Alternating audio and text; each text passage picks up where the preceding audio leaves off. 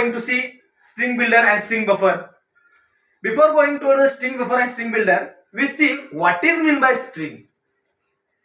So string is nothing but it is a collection of a character or a sequence of a character. That means they compile stored within the one in a set manner.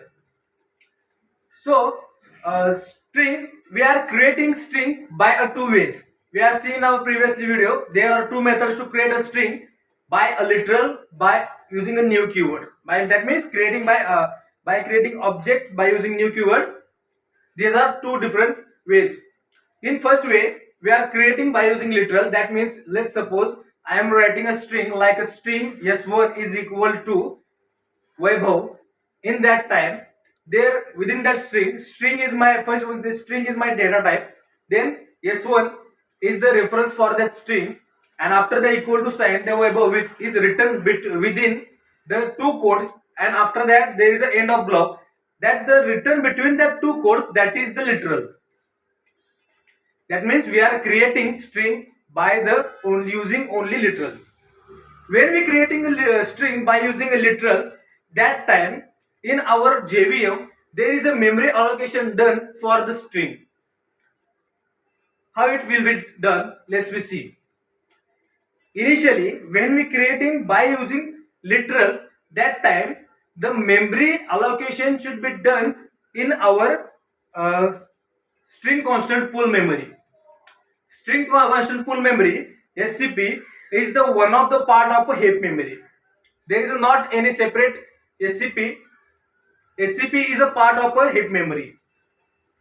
So when we creating that object by using literal, that time memory allocation will be done within the SCP, and after by using second method, that is we are written as string s2 is equal to new string and Vaibhav. In this case, we are writing two same strings, but they writing but the type of writing or creating that string is done by two different manners. Firstly, we creating by literal, and now we are creating by using new keyword. When we use a new keyword for creating object, that time when we use a new keyword, that time the object allocation is done, memory allocation is done by dynamically. That means when we creating that object, memory will be allocated for that string in specific memories, like it should be created in our heap memory. First it will be stored in our heap memory, and also it's stored in our SCP. One copy will be stored in our SCP. Why it will that will be we are discussing in our previous video. If you forgot, you can remind that video previously uploaded on channel. So after that we are going towards our main topic, that is string buffer and string builder. So basically string buffer and string builder and string, all of these are the classes. We are see the difference between string buffer and string builder. Due to that we are get easily understand the difference or meaning of string buffer and string builder. So firstly, uh, let's see the syntax for the string buffer and string builder. Syntax for the string buffer is written as we say creating a new object, like that we are writing a syntax for the string buffer as string buffer sb is equal to new string buffer. After that parenthesis and end of block or semicolon. That is the syntax for buffer, string buffer. And for string builder, same as we can write as string builder sb is equal to new string builder. After that parenthesis and end of block. Within that parenthesis, we are passing the parameter for that specific object. That is the difference between the syntax. After that, let's see next point. That is our string buffer is synchronized. That means it's saved from the threads. And string builder is non-synchronized. That means it does not save from the thread. When you are creating something, that time the thread will be generated. That time the string builder is not saved from the thread. After that, our next point is that our string buffer is less effective than our string builder. Why? Because our string buffer is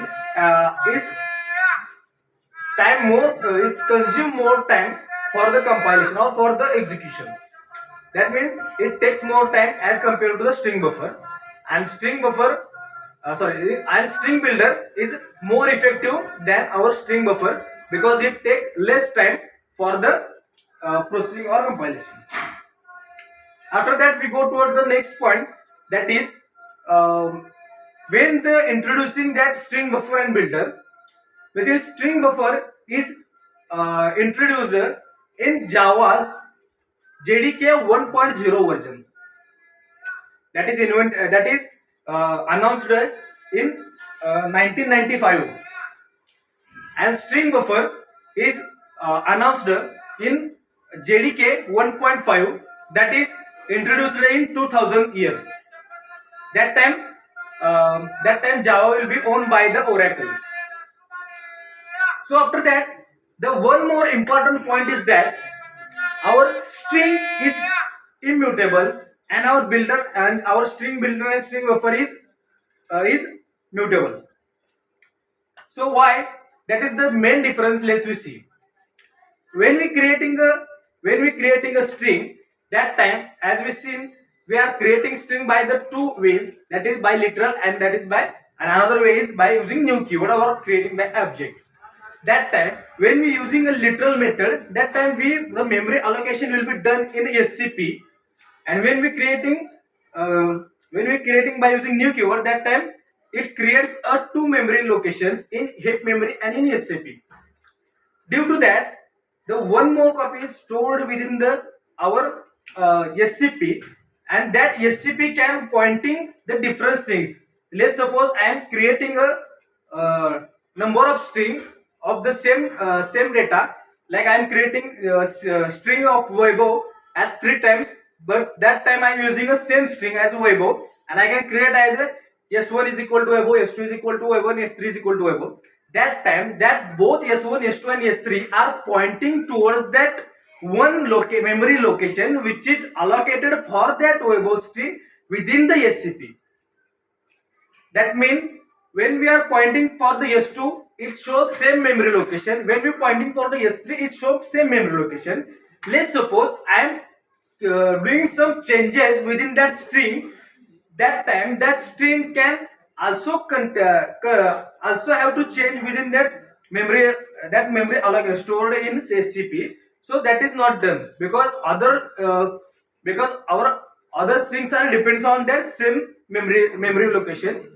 Due to that, our string is immutable. But in our string buffer and string builder, we are creating string buffer and string builder only by using new keyword, as we seen in our syntax. Due to that, we are creating the object in string buffer or string builder. That time memory allocation is done within the head memory and within this. Due to that, we are able to do some changes as per our requirement in string buffer and string builder is possible. That's why string buffer and string builder are mutable. That is some little bit explanation about string buffer and string builder. Thank you.